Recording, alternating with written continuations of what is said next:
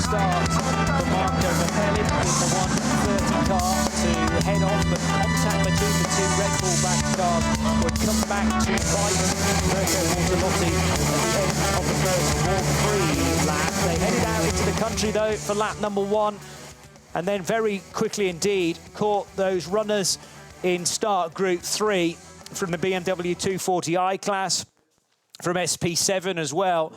And the overtakes were coming thick and fast, including for Christian Engelhardt, who got his own back on Kevin Estre very early on during Max Verstappen's possibly opening lap, maybe his second for his first stint. He was nearly in the wall and did very, very well to contain the speed of that car after the front wheels lifted off the ground. The same could not be said, though, for Thierry Vermeulen in the Realized Condo Racing Ferrari, going to the high side of one of the Cup 3 Caymans, clattering into it, and then boom, into the Armco barrier, pushing that back by several feet. And the Ferrari 296 of Realize was out. That was one of the pre-qualified cars for top qualifying 3. Alexander Sims clattered into the back of the KCMG Mercedes of Jesse Krohn as they were both exiting a code 60.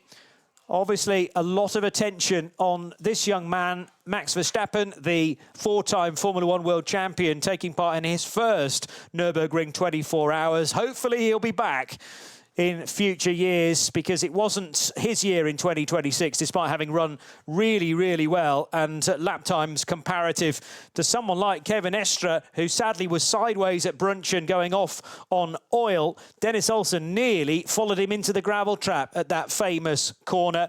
It's taken a number of victims through the years, and the next one would only be a few moments later. Arjun Maidi in the HRT Ford Mustang. Terrific battle to witness between the two AMGs and Connor De Filippi's M3 Touring 24H. He went to the high side of one. He picked off the very next one down into the foxhole. Raffaele Marciello misjudged where the 40 BMW Z4 was going to go. And Maurice Schuring likewise tried to mount the curb to overtake the 36 Z4, but his Falcon Motorsport 44 Porsche would pirouette. It would ding the barrier. He'd get it as far as Hoa Act, but then it would be out of the race. And Alessio Picariello, a very high-speed approach to Bergwerk, something like 230 kilometres per hour. He went to the right-hand side of a mid-category Porsche, and it went very, very wrong. Rain hit at Arenberg, not for the first time through the years, and the next car off into the gravel was Jens Klingmann in the big BMW estate. Sideways after a major tyre failure for the Dumoulin Aston Martin number 37, and at very, very high speed, 2/3 of the way down the Dottinger Hoor. That was the Goodyear shod Vantage finished off. But thankfully for Valkenhorst Motorsport and other fans of Aston Martin, they would still be on course for a podium.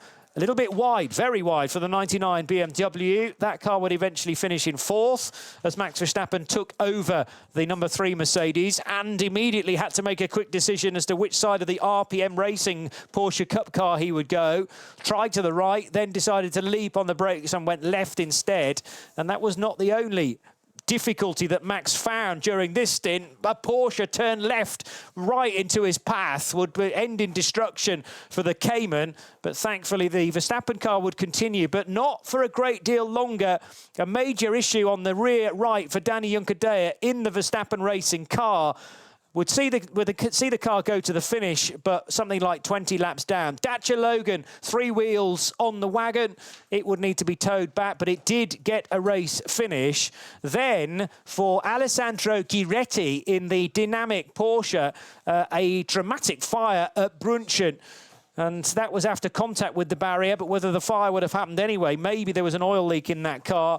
84 Lamborghini, given a penalty late on, it decided not to serve that in the race, and instead it was added to the race time, which might have given second place to Aston Martin, were they not delayed for the final time down the Dottinger Hoor. So Aston finished 3rd. Lamborghini do finish 2nd from pole position. That's the Team Apt crew going crazy at that news.